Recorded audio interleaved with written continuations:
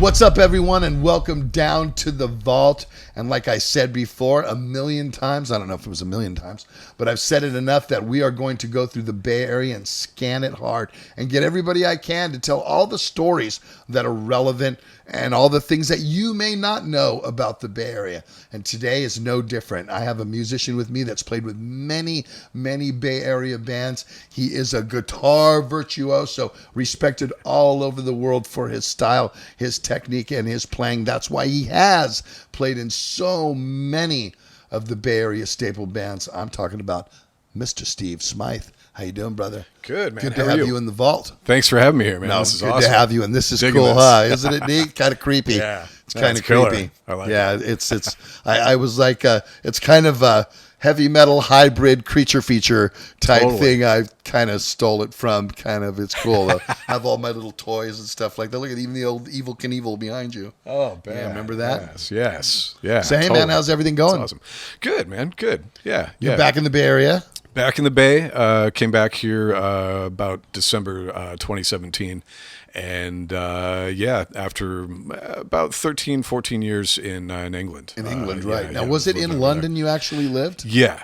So you were right in London. Yeah, because Yeah. I know every time we were at the Underground, I'd be standing on stage and I look back and I'd be like, hey, there's Steve Smyth. He is still living here. Yeah. And you were doing some musical projects over there as well. Yeah. My band, One Machine. Yeah, One Machine, right. Yeah, still which is going. kind of was an all-star project, which we're going to get into. Yeah. We're going to get into all that stuff. But where did you grow up in the Bay Area, Steve? Santa Rosa. You were a Santa Rosa kid, huh? Yeah, North Bay. North Bay, dude. North Bay. And like, what was your first inclinations of music? Were your parents into music and stuff? Were they, because you figure our parents are that age of the hippie generation, you know what I mean? Right. Well, mine are gone now because we're so late, but Sure. it's there, they were in their 20s and early 30s as the 60s turned into 70s. Did you have the same? Mine are a little bit older, actually. Uh-huh. Yeah. So slightly different generation, but actually my mother played guitar, piano, and sang pretty much in like church situations back in her hometown in Nebraska. My father, not so much, but they shared a common love of country and western music. For my father, it was more big band music. So there was always kind of something there. There was a piano in our house, which I didn't really gravitate towards, but I found a guitar in the closet one day. How old were we when we found the guitar? 10 years old. 10? Yeah. I found an electric guitar in the closet, along with a little amp right next to it. And Destiny? yeah, I'm like, Destiny? what's this? And she ended up telling me the story. Oh yeah, I used to do this, that, and the other thing. And So your mother actually had an electric guitar and an amp. For playing in the church choir. Yeah, Really? and functions, So- like weddings and things Really? like that. Yeah, And so, what kind of music did your mother play? Because at weddings, are you just playing the natural church stuff, or are you actually playing? right, some rock right. and some yeah, dance I think stuff? a little bit of early rock and roll, like Really? like Elvis and stuff like that. Yeah. So yeah. your mom is on guitar playing Elvis stuff Yeah, like that. Yeah. At Some of those church songs. gatherings and I think weddings. Yeah, Weddings yeah, and stuff yeah, like that. Stuff like that. Yeah. amazing. So there was a little bit of rock and roll then. Yeah, in those, a little bit, definitely. Any of the psychedelic stuff? Did they hit any of the Beatles, Jimmy, Janis? No, type they stuff? were a little They bit were- more the country and western Country style, western. Nebraskan folks. Yeah. So you watched Porter Wagner every week then, right? As Yeehaw. a kid, yeah, that was definitely on. Yeah, for sure. Those were all the fun. Those were all the fun days. So now yeah. we're 10 years old and you're picking up the guitar. Yeah.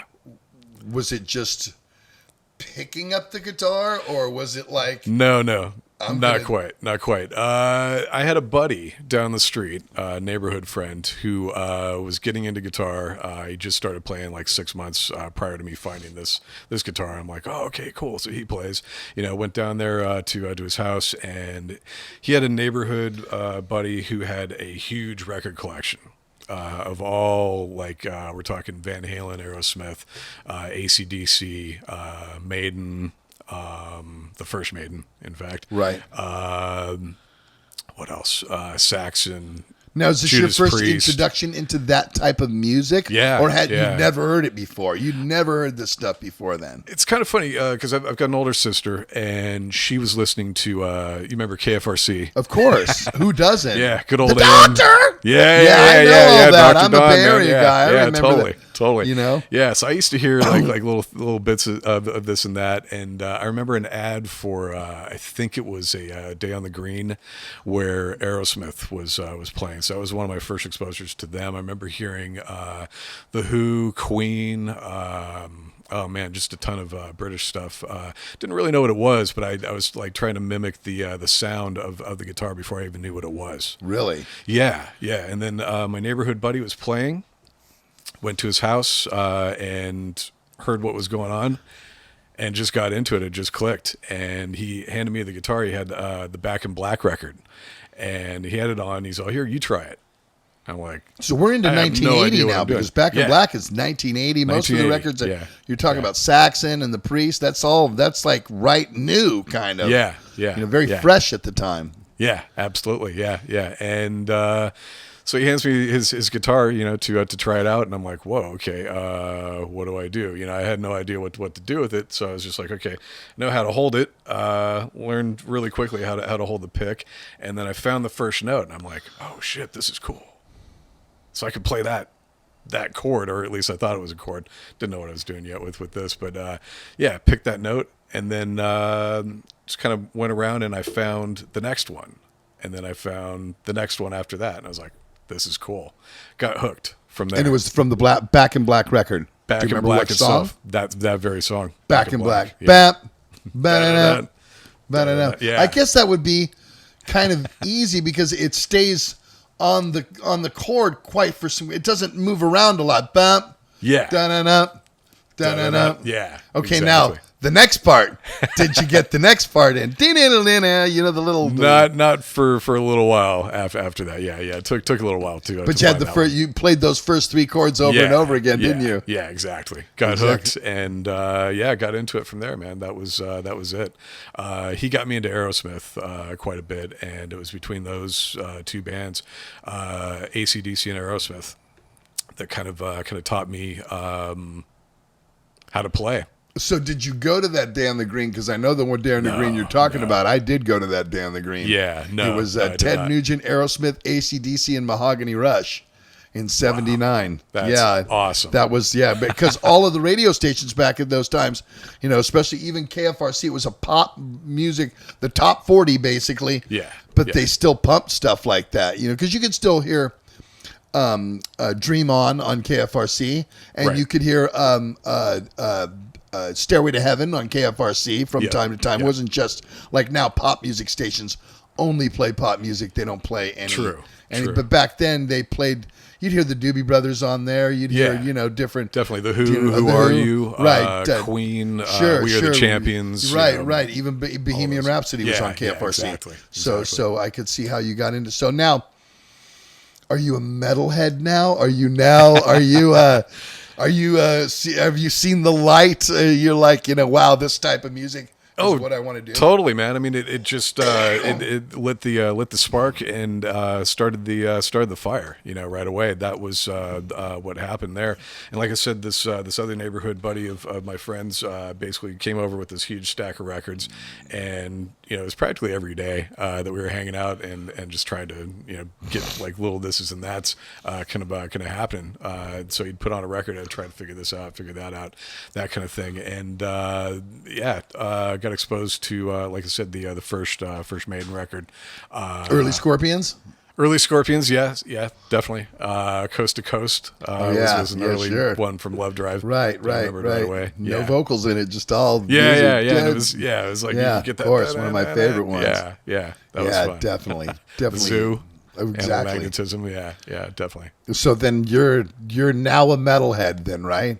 And you're playing Getting into guitar. it. Yeah. Okay. Yeah.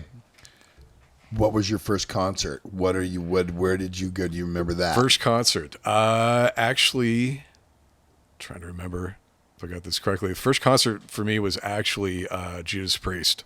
Where? It was Judas Priest, Defenders of the Faith tour at the Cow Palace. So it was a little bit later. 84. 84. Yeah. 84. Yeah. Yeah, Defenders of the Faith at the Cow That was Palace. the one. Yeah. Yeah, that was a great tour. I saw them there, and I seen them also in Sacramento on that tour. Nice. Yeah, I loved that show. It just blew my mind, man. They came out and played. Free Will Burning, I think they opened with, Yeah, right? yeah. And just the whole show, everything was like a dual, like the tiered visuals stage, great. the whole Sure. thing. Yeah, it was Sure. awesome. Yeah. It comes out with the Harley for Of Hellbent. course, and always everything. does. Yeah, and It's still like a cool half as hour. hell. Yeah, totally, man, totally. Yeah, and like a half hour worth of encores, like another 5 songs after 2 hours. It was like, what? This is crazy. That was great. This is what these guys do. Right. I'm like, holy shit, that's what I want to do. Yeah, I mean, to me, it was the same way. I remember when I first got into Legacy, my whole getup was, I had the leather hat, and I wore this leather jacket, and I had these leather chaps, and I was like, and I had these bullet belts on and stuff. Because Derek and Eric loved the whole bullet belt thing, so we all bullet belts. But that whole biker looking heavy metal image was the way to go. Yeah. Now, do you remember who you went to the gig with?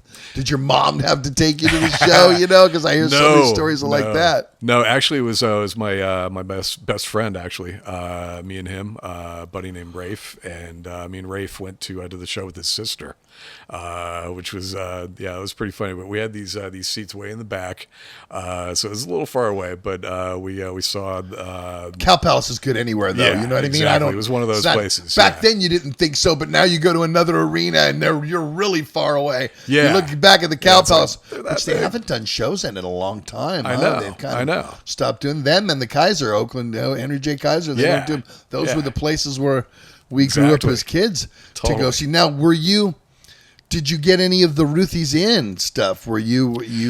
No, I missed out on that. Yeah, you were after that because you graduated. Yeah. From high school, and did I read this in 98 or no, 88. 88. I mean 88. I'm sorry, in 88. So you would be like, well, that's kind of still in the pocket. And then you okay. Now at this point, you graduate in 88. You're going to start playing music in a band. Yeah. How long have you been playing guitar now? It's 8 years. Remember, 10? We were 10 years old. About 8 years. And had you just played with your friend that showed you, or had you taken any lessons up till now? Actually, me and that friend had jammed a few times, tried to form a band with a local drummer, and it didn't really ever work out. But then me and my other buddy Rafe actually started to form a band. That one we ended up playing the junior high school talent show, that kind of thing. We took second place. The jazz band beat us out. Goddamn jazz bands. Because they get more practice. That's why. Yeah, exactly, I mean? Right. Yeah. And that was a hilarious one, man, because we had a drummer who... Is that your first performance? It was, yeah, very first one. Talk about that. Yeah. It was cool. It was like... you see these things, and then you want to go out and do it, and you don't really know what you're getting into until you actually get up there, and then you're doing it. It's like, that's a hardcore way to learn, I suppose. Yeah. Well, yeah. I always say this when I have people on. It's like, for musicians other than singers, you could say, "Yeah, I'm a guitar player," and right. So you took I took some lessons and I play guitar. Oh yeah, I'm a piano player. It's like, yeah, I'm a singer. It's like, you are? Okay.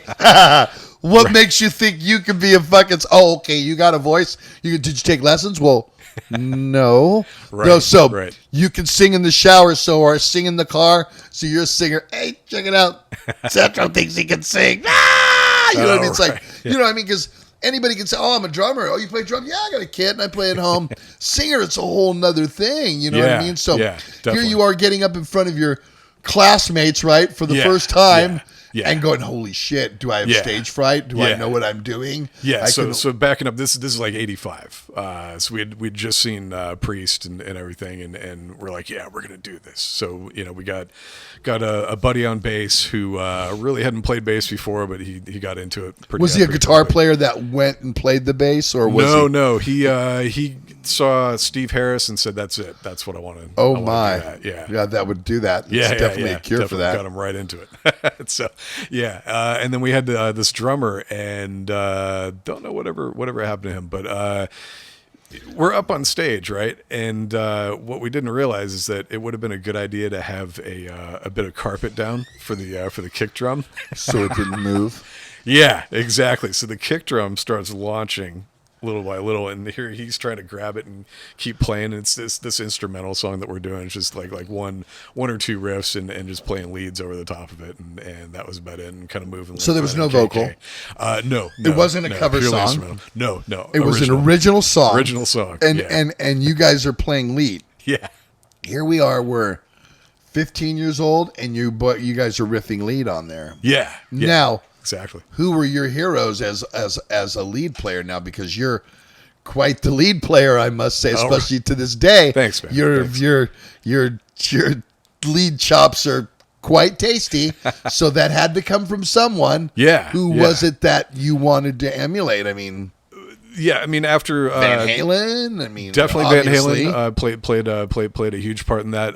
But also Randy Rhoads was the one that just got me right there. It was like, whoa. Of course. Okay. Of course. Just what he was doing was amazing. Amazing. And amazing. That with the acoustic guitar playing, which turned out to be like classical fingerstyle, that kind of thing.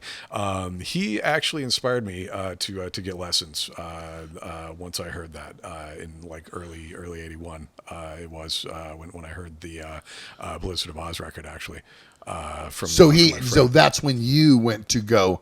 You're like, I'm going to go take lessons because I could be like this guy if I go. Yeah, I figured, maybe someone can help me learn how to do that stuff, because I didn't know what was going on. And then my teacher said, yeah, he's actually playing like this. And I'm like, oh, not with this. Who was your teacher? Do you remember? His name was Charlie Miller. And where did you go? In Santa Rosa? In Santa Rosa, yeah. Yeah, it was an old music shop, Stewart's House of Music. Hot. There you go. Is it Stewart's House of Music still there? No, long gone. Long gone. Yeah. And Charlie Miller's still around, do we know? I don't know. Yeah, we lost touch quite a few years ago. A little bit of a jump around, but I not long after I graduated high school, I ended up taking over his teaching business for him. Oh, you did? Yeah, and built that up from there. So now, when did you start teaching, Steve? I mean, before you did the performance at the high school, or in the talent show, or were you around then still? I had friends that because I could ear stuff out, I could figure things out pretty quickly. They were coming to me and they were like, "Hey, can you show me how to do this?" And it was like barter stuff like that. Little like weed here, or I'll buy you beer or whatever, right. that kind of thing, or give me money in some cases. Amazing. Or pretty early on. I mean, it was maybe like a year or two into playing that started. Can you read music? And I can. You can. Yeah. Did you teach yourself how to do that, or did you learn? No, actually, my teacher kind of showed really? me how to. So now, if get on you with needed that. to go into the studio and play something, is that or can you read it that deep? I could do it, yeah, but I don't always keep up on it, so it's a little kind of okay. So it's something that you've done before, because I mean, yeah. I mean, a lot of the musicians that we play with in heavy metal, they can't right. necessarily. No, it's they're players. All ear. They're players. They're creators, but they're not readers. But no, incredible. I mean? So incredible. Anyway, I mean that's sure. So that adds a whole nother element to your now. Sure. Is that? Do you think that attributes to you becoming a better player?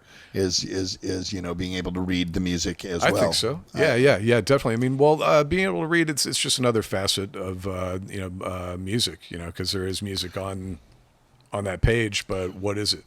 And it could be another instrument, like I don't know, a violin or a saxophone or something like that. That maybe someone wants to learn that line or learn that solo or whatnot, like Paganini, right. Capricci No. 5, which Jason Becker ended up doing like at the age of 16 or 17. You can see it on YouTube these days, and it's just fucking mind blowing. It's like, really, holy shit! How's it? What is that? Amazing. Yeah, yeah. So stuff like that, you can kind of get that and be able to adapt it to guitar. Now, do you like teaching or playing live better? I like playing Music, period. Yeah, teaching, I enjoy it as well too. It's kind of another part of what I do. Sure. For sure. Yeah, I mean, I've always, like I said, yeah, pretty early on, I started teaching and just carried it on to, well, lots of different things. Yeah. Yeah. So the band that you were playing with at the talent show, were they like your next inception? Because your next inception was a band called Araya. Is it Araya or Araya? Yeah. Araya. Araya. Yeah. Araya, and you formed that right after high school, didn't you? Not actually, kind of right in between that. Yeah. Right in between yeah, that. Yeah, definitely. And no, actually, none of those players actually made it on. They didn't make it to Araya. No, the bass player turned into our roadie. Oh, okay. Yeah, and he was kind of our roadie and driver, etc. That kind of thing to gigs and keeping us together, that kind of stuff. But it was with different folks from around town and around the area, and we found went through kind of a couple of different incarnations. We had an early band called Panic, which was like a 4-piece band, and originally it was a 4-piece. I was singing horribly, and so I sing horribly too. Right. I know it works. I don't think so. But yeah, I didn't really feel confident in singing and playing enough to be able to do it. So we got this guy in with us. His name's Hill, and Hill had a buddy called Jeff Thorpe, and Jeff had a band called Vicious Rumors. And as it happened, we formed this band called Panic, renamed it Araya a little bit later, but we ended up working with Hill's buddy Jeff, who produced our very first demo. So that's kind of how that connection made. Yeah. Now that started 87. Actually, how far did the Araya thing go? Yeah. Did you get to play gigs with Araya? We did, yeah. We did like our local gigs, that kind of thing. Can we find that demo online somewhere? Is it out there? You can find YouTube? A few of those songs out there. Yeah, Cool. yeah, definitely. Some of them have made it out there. There's a couple live performances as well too from This and That's. But there was a lot of bands that ended up coming up our way. We had two or three major venues for that area anyway. The Phoenix Theater, sure, which is great. Love it. To death. Katati Cabaret, of course, and the River and Theater. River Theater, yeah, of course, exactly, yeah. Yes, so you did. Those were the ones. Yes, you that, did. Everyone seemed to come up and play. So we tried to get on every one of those gigs as best we could. What kind of music was that? Yeah, was it like people called it power metal, priestish? A little bit like that, Maidenish? yeah. Here's the difference, though. We had a female singer, Uh-huh. which kind of set it apart a little bit differently because of that fact. What was her vocal style like? She was a bit like Anne from Heart. She had that And power behind her. Yeah. Real high, deep, yeah, like real. Yeah, she could shout if she needed to, and had the range to get pretty high, but stayed mid range as well too. Yeah, really great singer. Definitely. How long did that go for? Until about 92. So you were quite 4 years, 5 years working with 4 or that 5 band. years. Yeah. We really tried to. Who'd you play with? Push it out there. You must have done some good gigs. We got to open for Vicious Rumors. Of course. I swear there was a Testament gig that we did somewhere along that line. King Diamond, did I read? King in there Diamond too? was in there somewhere. Quiet Riot. Wow. Which with was, Randy or no, with that was Carlos? Still with Carlos. Yeah, definitely. And that was at the Cabaret, in fact. Wow. Cabaret. We played the Stone a handful of times. Omni. Never made it to the One Step Beyond. I don't know why, but we never. And you never played Ruthless, huh? That place. No. Amazing. I don't know if we were heavy enough. It didn't matter. There was all kinds. I mean, they had hair metal bands play there some nights. Yeah, sure, they did. They did. I know. I went there. I hung out. I know. Right. I know that. So yeah. I mean, you had to go where the girls were sometimes, right? Because they weren't at the thrash metal shows necessarily. So, so that's where we would go. Everybody knows that. Anybody in the Bay Area knows that. When did you disband it, or did you get the call to play in the major leagues, and that's why because that's how this business works, Yeah. Well, we like I said, we tried to push it out as far as we could. The first demo we did was produced by Jeff, and from there we did another one. about a couple years after that, 1990, and that one got us a little bit more notice with some of the record labels at the time, and someone came out from Roadrunner, and it was actually Pete Marino. Really? Yeah. He was working at Roadrunner? He was working for them, yeah. Apparently, Was he the West Coast rep? they are. Yeah. Oh, my. Exactly, yeah. Yeah, so we had a little bit of interest there, apparently, and he came out and saw us, talked to us, and tried to get us into a deal. And the only difference was he wanted us to kind of center a few things musically around. This and that, and in particular the singer, the girl. And we had a bit more focus towards heavier music ourselves, and we still wanted the female singer, of course, but we wanted to go in a bit more of a heavier And what year direction. is this now? This is 90. 90, which is like right in the middle of thrash. Thrash is just reigning supreme at this point. Totally, you know what I mean? totally, So yeah, definitely. And growing up in the Bay Area, it was everywhere, man. It was definitely because we were the region for it. It was coming out of every. It was like potatoes coming out of your ears, man. They were coming out of every fucking hole you could. So that was awesome. Definitely. Oh, it definitely was for all of us. Yeah. So okay, so tell us, how did you get the call? How did you get the call how did you, did you break Araya up and you were not doing anything for a while?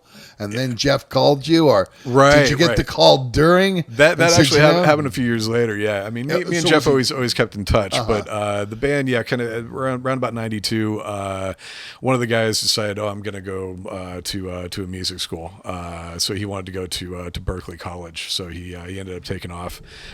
He was our bass player, and he was kind of the guy I formed the band with. And I'm like, shit, this guy's leaving. So one by one, everybody else started going. Right. Drummer moved to Colorado. And what about the girl? What happened to the girl? She stuck it out, but we just we tried another incarnation of it, and it just it worked for a while. It was good, but it just wasn't really meant to be. And it felt different. It was just like, this doesn't really sound the same as what we were doing, and the direction that we actually wanted to go in. So how much time between the dissolvement of Araya and you joining Vicious Rumors was there? There's a little bit of time. Yeah. So you were teaching then, probably, right? Oh yeah. Teaching guitar. I had started in 1989 with taking over my guitar teacher's business. I say taking over, but he basically left me with a handful of students, split it up between myself and another guy, and said, good luck, guys. I'm out of this. I'm going to be a court reporter, I think it was. It was more money for him. Oh, good job. Kind of thing. And good job. A lot of schooling to go to that, but good job. Yeah. So that was what he wanted to do. And I was like, wow, okay. I'll give another it a one shot. Bites at us. Ba-doom, ba-doom. Yeah. So we started with just a handful of people, and kind of the thing is everyone was different in what they wanted to learn. So there wasn't any one same thing, and that was what taught me, hang on, it's not like teaching my friends. This is a bit different. Right. I'm learning different stuff here. Sure. From everybody. Right. And that in turn kind of helped me grow it as well too. So eventually that grew to two locations, Santa Rosa and later on San Francisco as well too. We grew it to about 60 people a week. Really? Yeah. It was pretty cool. How many are you running now? Now that I'm back here, it's a little bit less, but it's kind of spread out. In fact, I'm teaching actually in Dublin, and between here and Santa Rosa, and also online as well too. Where are you teaching here at? A place called Jams Music. It's on the other side of town. Oh, really? Yeah.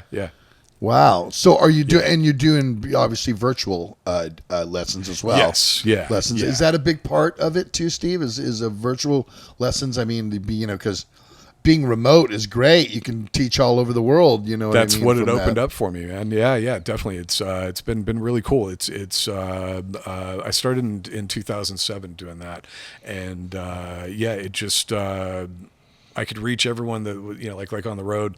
People Sure. would be like, "Hey man, do you teach?" And I'm like, "Yeah." Well, how can we do this? Can we do it by email or something like that? So I'd try that, and it Skype. kind of worked. Yeah, but I had no real means of being able to like record stuff and send it, like online, or at least I didn't know what to do. And then I was like, there's got to be a way to do it like live, online or Sure. something like that. I think Skype eventually came around. Right, because 2007, there still No, wasn't there was that like yet. ICQ or something like Yeah. that, and there was AOL and Right. whatever else there was. I forget what there was. There was like early like Messenger and stuff like that, but you couldn't Sure. really do the video thing. So when that came about, that was when I started doing that, and that really helped out a lot. How many students virtual do you have now? It's about 10 to 12 Wow, at any that's given time. great. Yeah. That And is they're all great. around the world. That's what's awesome. Yeah. Different times, different zones. And these fans are probably all metal fans, though, huh? It varies, but yeah, by and large. I would think that you would be some kid in Pig's Knuckle, Germany, you know what I mean? It's going, Right. I want to learn the riff in the Forbidden Song. Oh, yeah, I get those. The I get Testament. the- yeah. Can you I show get me this? plenty- I bet you do. Plenty of cats that are interested in learning. Yeah, those riffs and That and is those just songs, awesome. for sure. But yeah, they also want to learn other stuff as well too. So I kind of branch it out into a little bit of everything. That's way cool. Yeah, That is yeah. way cool.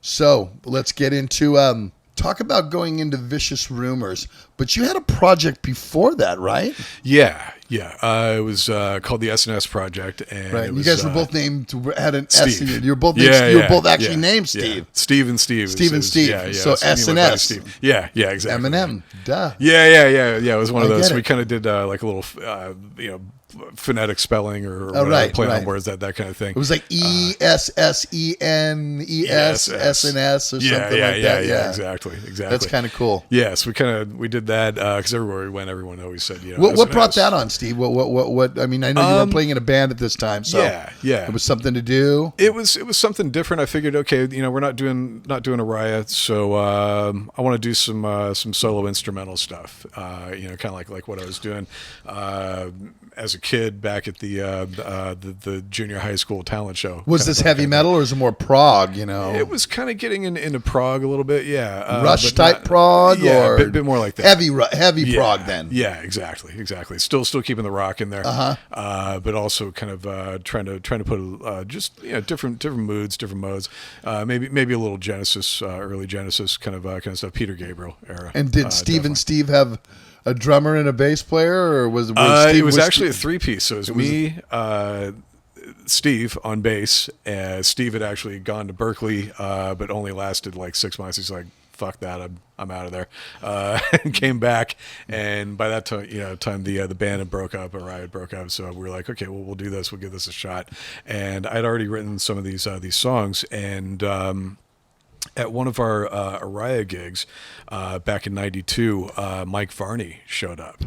Because this was, Shrapnel. We know him yeah, well. This we was talk another, about him from time to time. Yeah, and this was another label that was actually interested besides Roadrunner in picking us up. So we're like, okay, cool. He was the hair metal guitar god guy. Totally.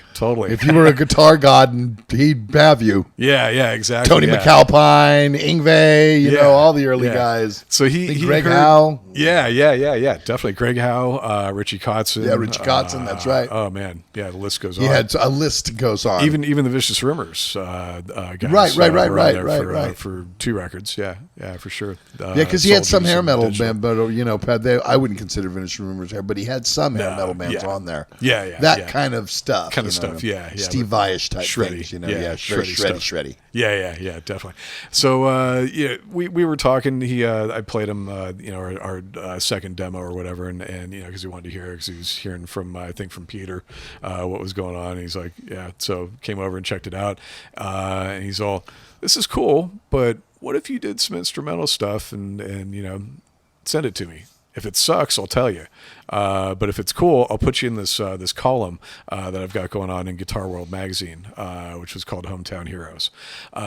So did a little handful of songs, sent it to him.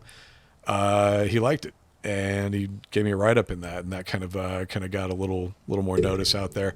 I think Thorpe kind of maybe made a note of that, and basically a couple of years went around. We were doing this S&S thing, gigged with it a couple of times. So you were gigging, not heavily. Not really, no, just sporadically. I mean, there wasn't really much of a market for instrumental music necessarily, so we were having a harder time finding good gigs, that kind of thing. But we did a few around the hometown and North Bay area, that kind of thing, and.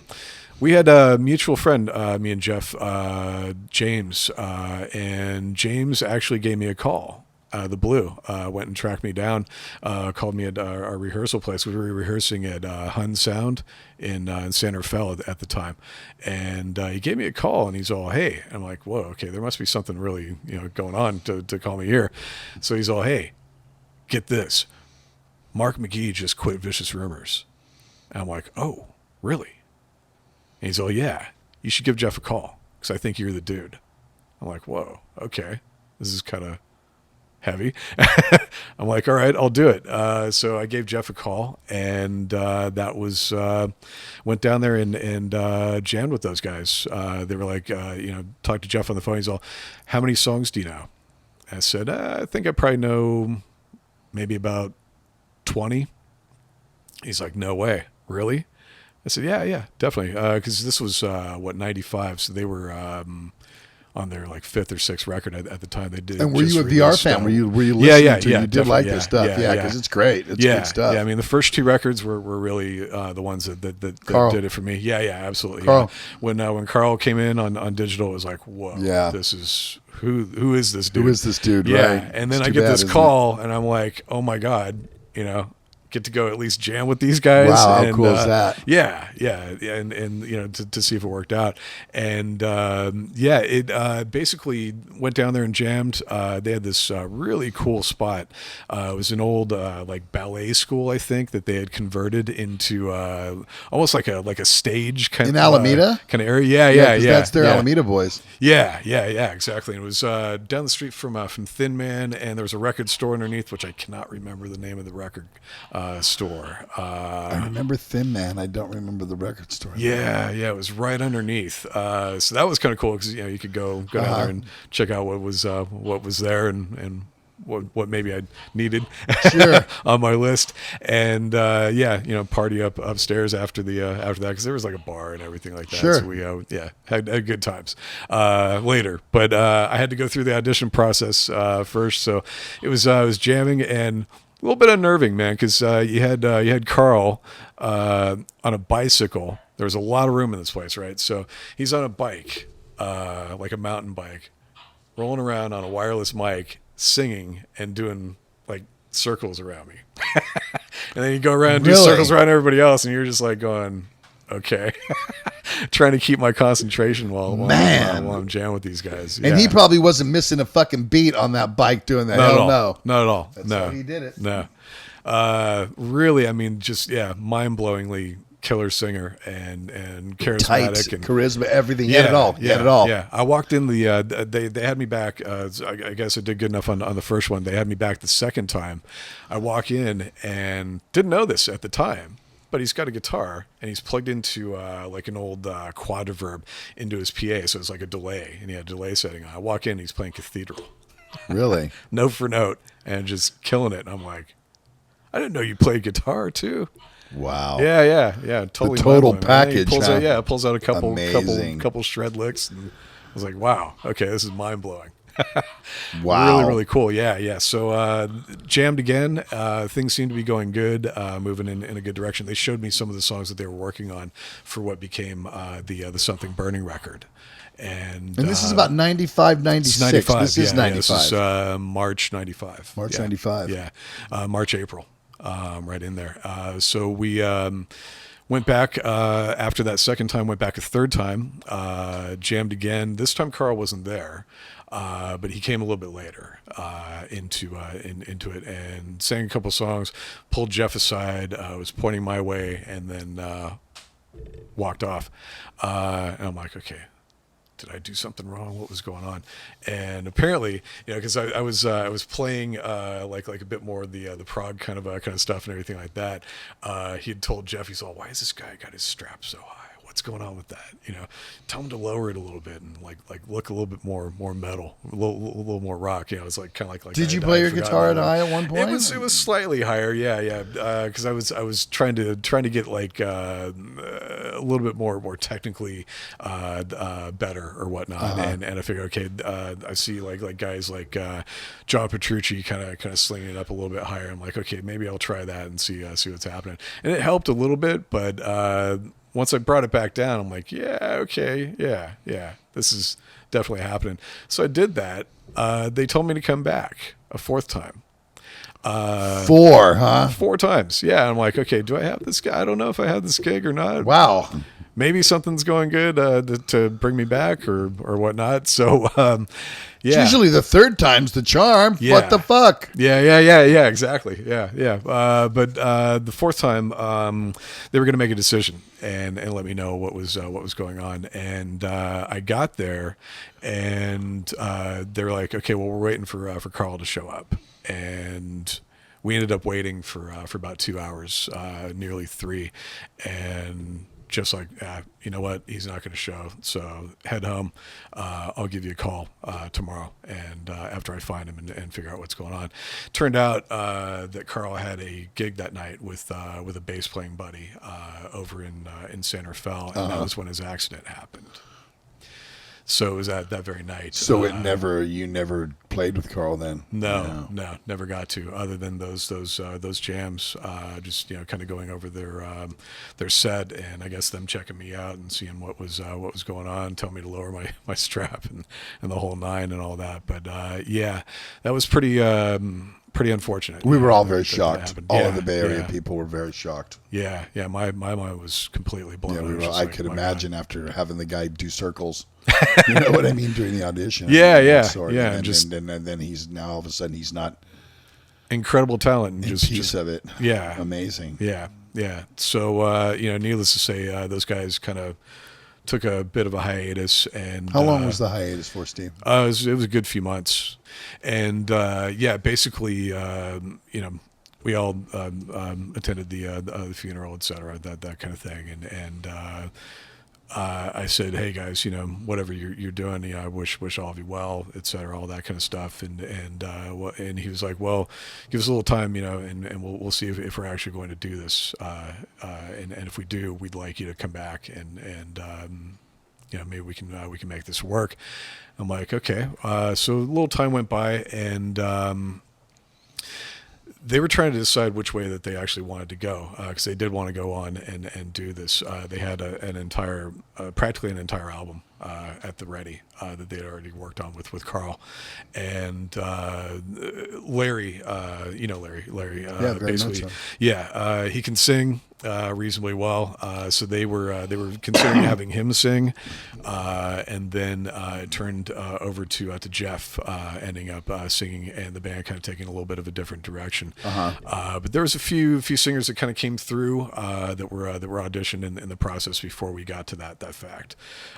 So it just kind of came into that realm pretty much. But you played on the record though, right? Yes. Yeah. And that was your first album, right? It was my first album with those guys. Yeah. Right. Yeah, definitely. And Did you feel it was like it was your first real album? You know what I mean? I think so. Yeah. Because they were definitely. they're an established band that had with a following. They were very well known in the Bay Area, and they go to Europe and they play all over the world. Yeah, they're touring everywhere. Yeah. Exactly. Definitely. So Yeah, it was one of those. Yeah, for sure. First record, and what a tragedy to come in right in. You think this because Carl was the talent. I mean, that it was probably hugely the record that would have set them to go ba-boom. You know what I mean? Yeah, definitely. Exactly. And I was like, you never know these days. These things happen. It's unfortunate, but life is what it is. It is what it is. Gotta, you know that. Take it when it comes. Yeah. Better than I think a lot of people. Sure, I guess. And I know that. If I might humbly say so, but yes, you can. We'll get into that, I'm sure. But yes, we will. Yeah. So that happened. This was kind of a strange thing. They had me go through a bit of an audition process again, though. I'm like, what? Okay, how This much is kinda time weird. later did you have to do This is like later '95. Later when 90 this later happened. in the year. And they're like, look, there's a couple guys that want to that want to come in and at least do this. So we're just going to set it up. Everyone's going to go kind of like in a row, and then we're going to bring you in like third through this whole thing, right? And I'm like, okay, whatever. We'll figure it out. My gear is already there, and people are playing on it and everything like that. And it's just to satisfy a couple people, I guess. And so they did that and got him out of there. And they're like, look, you're already in the band, blah blah blah, that kind of stuff. But we just had to do that just to make good on some stuff for a couple friends. And I was like, all right, that's cool. So we got past all that. Then the singer thing was decided, and then once that was kind of figured out. We ended up finishing writing the record and going in and recording at the record plant in Sausalito. Yeah, and the Metallica dudes had just been in there doing I think it was the Load record. Yeah. Uh-huh. Hate that record, but that's just me. Not one of my favorites, but Metallica is Metallica. Yeah, and Lars apparently had invested heavily in the record plant and had them rebuild a drum chamber in this place. So we ended up using it for a live room. To track the whole thing live. Yeah. We kept a lot of what we did live with that, and then just spotted here, that kind of thing. But that was for a first record, first experience like that, being able to jam. So to speak, and get good takes, everything like that. Vinny Bueno was our producer. Worked with him on a few records. Yeah. Double Great Death guy, Patrol man. stuff. Yeah, Vinny. Fucking love that guy. yes, Mr. Bueno. Yeah. Good dude. Yeah, good dude. Great experience. So yeah. How long did it take to record the album? We spent about a month and a half. Yeah. And who else was in there? That was what was kind of cool. In the studio next door, Santana was there. I forget what he was doing. I think he was mixing like a live record or something like that. But it was like one day the door opens, walks out. I'm like, holy shit, that's Carlos Santana. Wow. Yeah, I was like, damn. The funny people you run into at these cool studios. It was in the like, Bay holy, Area. this is cool, man. Yeah, And I love the plant. Such a good atmosphere there too. Totally. We did some overdub work for. We never recorded there, but we did that shit didn't come out. So since we're not in the studio anymore, et cetera, we need you to go to the plant in Sausalito. We're going to do it there. And so we had done a couple of off things there. Great place to go. So did you guys tour for this album? We did. Yeah. What'd you do? Yeah. So we did a pretty massive tour with Accept. It was their farewell tour. With Udo. So, with Udo. Stefan Schwartzman wasn't there. He had a back slip disc or something like that, so he had to sit out. So they got Michael Corleone from Damn Yankees in on drums to do the tour. We did 2 months all across Europe, everywhere in this kind of like a bus/van conversion. Yeah, I know those van conversions. I've seen those before. Yeah. 2 months, huh? Yeah. 2 months in those. You're a bigger man tight than quarters. I, Stevie. You are a bigger man than I. Sleeping on the bottom bunk. Yeah. Get all the dirt in your eye. Oh and my. everything else. Oh my. Good times. But, that's right. Yeah. You wouldn't have it any other way, would Hell you? No. Not at all. No, it was really good, man. Anything in because they're kind of Vicious Room's got a good name in Japan too. Did you go to Japan? Not with those guys. No. That was later with Testament. Right. No, I just meant with VR where you went. Did you do anywhere else in Europe other than Europe with? Oh yeah. Well, we did some U.S. stuff as well too. So headlining stuff. Yeah, headlining stuff. Yeah. Pretty much a couple festivals across on the East Coast on that record. Now, who's singing for the band at this time? It's actually Jeff. Jeff is now singing. Yeah. He's singing pretty much. All that the past material and on up, and they split it between him and Larry as well too. So some of the stuff that Jeff couldn't do, Larry would kick in for the for some. So there's Dan Beeler from Exciter, back there. Yeah. Totally, amazing. Totally. That's cool. I always had respect when the drummer can sing. Yeah, definitely. You didn't see it that much, No. No. Guy from Night Ranger a little bit, you know what I mean? A little bit of that, yeah. there was- Yeah. But you didn't see that too much. Well, that's wild. So when we came home, was it like, okay, cool, we're going to write the next record, and was it an immediate thing, or? We did jam and kind of work out some riffs and stuff, but then we went back to Europe later on that fall and did another. Well, actually, this time it was a headlining tour and a couple festivals in that one as well too. Yeah, and that was good one as well. That was about 6 weeks back out again. So good, good experience for the first record and touring and everything else like that to get out. Okay, there is that where you fell in love with England? Because obviously we're going to get to that when we get to that part of the timeline. But at the time, no, because actually, I think on that particular tour, the most I ever saw was the inside of Heathrow Airport. Oh, yeah, right. Well, you know how it works. You just drive, you get there, you play. You drive, you get there, you play. Exactly. People go, wow, exactly.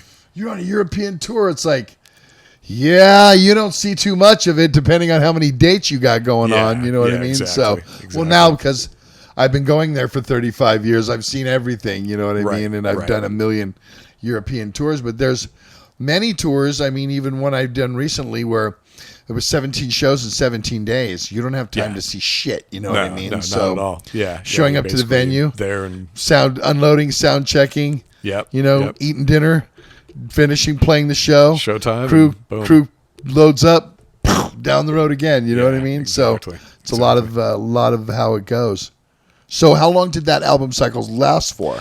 About a year. Uh-huh. Yeah, a little over that. And at the time, they were going back and forth on whether or not they wanted to get another vocalist in the band to kind of take it over, because Jeff didn't feel like he could, do Carl's songs justice. Right. And they, I think we heard it from the fans as well too over there at the time. They're like, go get a singer. Yeah. You guys really need a singer.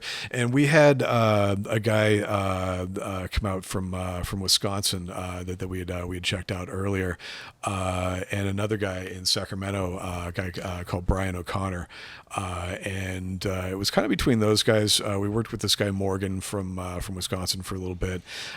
He decided it just wasn't for him. I think he was a marine biologist by trade or something. Uh-huh. So too far. It was more his gig to go back and do that. So he was like, look, I'm out.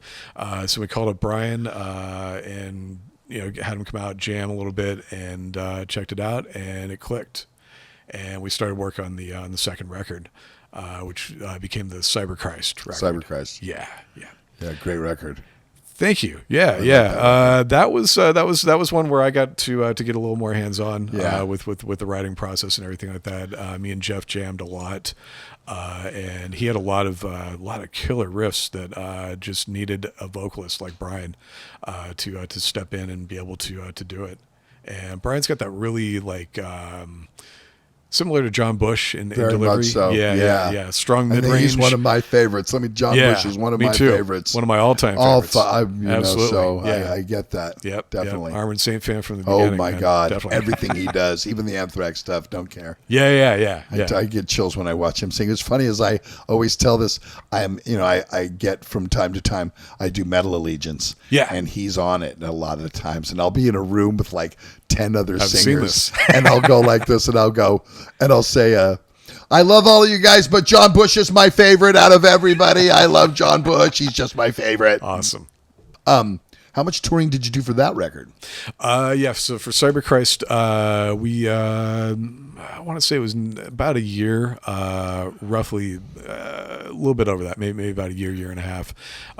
Did some more kind of coastal touring on that one. A couple festivals again. There was a metal festival in I want to say Maryland. Maryland Death Fest. Even though they don't have before that, it was before that one, but there was something kind of related to that, but a bit more like power metal, Power Mad, I think was what it was called, if I'm remembering correctly, and that I think was eventually replaced by the Death Fest, by Maryland Death Fest. I've done that before, but they don't always have totally death bands on it, Right.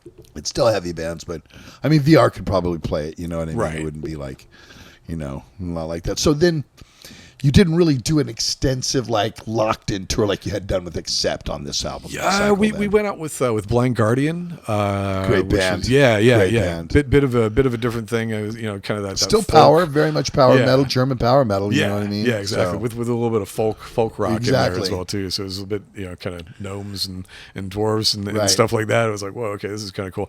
But we played like small halls, auditoriums, that kind of thing on that tour. So it was about a 4 to 5 week tour, and we added on some headlining dates after that as well too. But these were larger venues as well, so it was definitely a good exposure on that record for us over there. And we toured it back over here in the States, and then actually Brian decided he wanted out. And we're didn't like the lifestyle, huh? yeah, something was not agreeing with him, and he ended up actually stepping out, and actually Larry had ended up leaving not long after that as well too. So it kind of came down to eventually it was down to me and Jeff at that point in time, and we're like, okay, rebuild. Let's try and rebuild. And what year are we talking about? 99. 99. 99. So we know what happens in 99 for you. Right. Yes. And that was about the time that my guitar tech, who was out with me on all these tours with VR, went out with Testament. The Mighty Testament. Yeah, and he was Eric's tech. And I get this call from the road, and he's like, dude, I'm all, hey, what's up? And he's all, how many Testament songs do you know? And I'm like, why? What's going on? And he explained a couple of things were happening, and it was a pretty serious issue as we found out later. Right. Definitely. And that was that our friend James, right, who was actually played on the Gathering album. Yes. Yeah. And Low. Played. Well, I mean, but on this was the record where he could not continue with them, and that's why they brought you in. Due to illness, yeah. Due to We didn't know at the illness, time yeah. what was going on, Right. but they knew that something was serious. And so yeah, my guitar tech Billy, he's basically telling me something's going on with James. They're gonna walk him off the tour. We want you to come out to San Francisco, talk with Chuck and Eric, and how many songs do you know? And so Eric jumps on the phone. He's like, yeah, how many songs do you know, man? And I'm like, I probably know about 20. And they're like, no. And I'm like, yeah, definitely. I mean, I used to open for You're you the guys. 20-song guy, Steve. It seems so like far that. seems like you know 20 on that, and that you know 20 on this one. They thought I was bluffing though, so I'm like, all right, I'll show you. And lo and behold, I mean, this is Eric Peterson we're talking about, man. So it ended up more like, okay, yeah, you know how to play some of those riffs, but you don't know how to actually play them. So came down to that. So they brought me into to jam, and that was when I discovered, I don't know these songs as well as I think I do, but I know how they go. How they go. So start, now stop. now that the other piece, he can tell me, no, it goes like this. Yeah, exactly.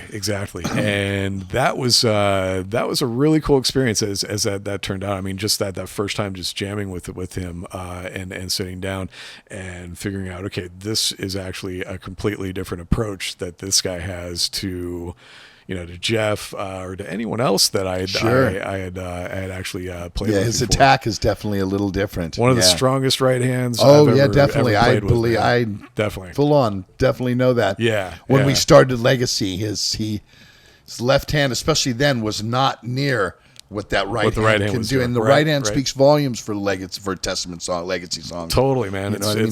The picking is everything there. Yeah. You know He's like a drummer with exactly. that hand, It's very intricate, very intricate. So again, like you said, you probably thought it sounded like it. Yeah, you know what I mean? I was like, okay, yeah. Going back to the Back in Black, it probably sounded something like that. Yeah, you sounded it out, but it wasn't not right. Not quite right for a handful of those songs. So they had given me a copy of the Gathering record, right, and got on with learning those songs, and I pretty much went through the entire record. So I had that pretty much in the bag, and then a handful of the earlier stuff as well too. So he asked me what songs I knew. I told him, he's all, okay, well, we're not doing that. we're doing these. And I'm like, okay, cool. I think I know those. Get on them. And it was still part of the 20 that I had said that I had known. Still in the 20. Still in 20. Still in the queue. That's funny. Yeah. And we got on with that jam, and he showed me, kind of fine-tuned it for me, with me, and brought me back, and we ended up crushing on for about 10 days straight, and then went on a 3-week tour of Europe that ended up in Japan for an extra week after that to play a handful of dates over there. And I figured, okay, this is just like a stepping in gig, sure, until they figure out what's going on with James and everything else like that. And after that, they're like, yes, we got this next tour coming up. You want to do this one with us? I'm like, sure. So that lasted for like 5 years. Yeah, almost, what right? I thought it was a 3-week tour. I thought I was going back to from Vicious 99 Rumors to and almost all that. 2004, right? Yeah. So it turned out to be nearly 5 years. Yeah. From there. So it was absolutely crazy. It was a real blast, and in a lot of ways, an eye opener, learning experience. Now there was a gig that I want you to talk about where you were the only Testament guitar player, right? God. Eric had those high shoes, and he was in Austria, right? Actually, let me back up a little bit. There was another one actually where it was 2000. And we were in Switzerland, actually. And this is crazy. This is what happened. Actually, Eric and Tiffany had eaten at a TGI Fridays on a day off. And they were going to, everybody, Chuck, Tiff, and Eric had actually taken a day off in Prague. They went out to this place, and apparently those two got sick because they'd eaten like seafood or something like that, and ended up in the hospital. Oh, my. With food poisoning. Salmonella. So we carried on. Chuck didn't get sick, so we carried on and went to the next gig, figuring, okay, well, they're going to fly in, they'll be all right, that kind of thing. And he never showed up, and we got this call. It's like, I'm still in the hospital. I got to stay here another day because I'm on IV and the whole nine. So you guys got to do the gig. I'm like, oh shit. Okay, so here we go. So we ended up doing it as a 4-piece. Wow. So the only Legacy Testament gig ever that Eric Peterson was not on. Is that right? Yes. Okay. Because he's been on every single gig ever. Okay. But until, I think, didn't he break his leg? He broke his leg or something. That was a bit later. Yeah. Right. Because I was on that tour. We were in Europe at that time. It was like 2002. It was around the Temple of the Dam thing. And we were on tour for that. And we remember because we were crisscrossing on a couple of festivals. I think we did Sweden Rock the same day. Right. I didn't you guys have to go get Metal Mike, right? Yeah. And at one point, here's the deal. Actually, I left and joined up with the Nevermore guys. Actually, around 2004. Their manager ended up calling me about 2 weeks later. I had suggested Metal Mike. I said, look, here's a handful of people I would suggest that you call. I'll even call him right now. And he was available. So, so that's what happened there. Yeah, because Halford had just gone back to Priest. Right. He was with Halford's band. Right. He was in Halford. We had just toured with those guys a little bit earlier. So we got on to be good friends and everything. We were both in Mike Varney's Hometown Heroes columns. We were kind of like pen pals back then. Really? This is like pre-internet, all that stuff. So yeah, we'd kind of kept in touch, phone calling, writing each other, that kind of thing. And so I had suggested Metal Mike, and had left the band. They were on tour, and apparently that's when Eric had his leg break. And so I get this call from their manager. Hey, I'm like, hey, how's it going, man? Not so good. Are you available to do some gigs for us? I said, why? Did Mike not work out? And he's all, no. He explained the thing, and I'm like, oh shit, okay, yeah, I could do that. And he's all, well, you're going to step into Eric's role. Mike's already got what you were doing before. I'm like, okay, that's fine, no big deal. whatever. We'll do it as a twin guitar attack, and then we'll make it happen. So it was a handful of festivals. So a handful of festivals Yeah. where the guitar players were Steve Smyth and Metal Mike. Yeah. So it wasn't Alex, it wasn't James, it wasn't Eric. No. Wow. Yeah. Yeah, it was crazy, man.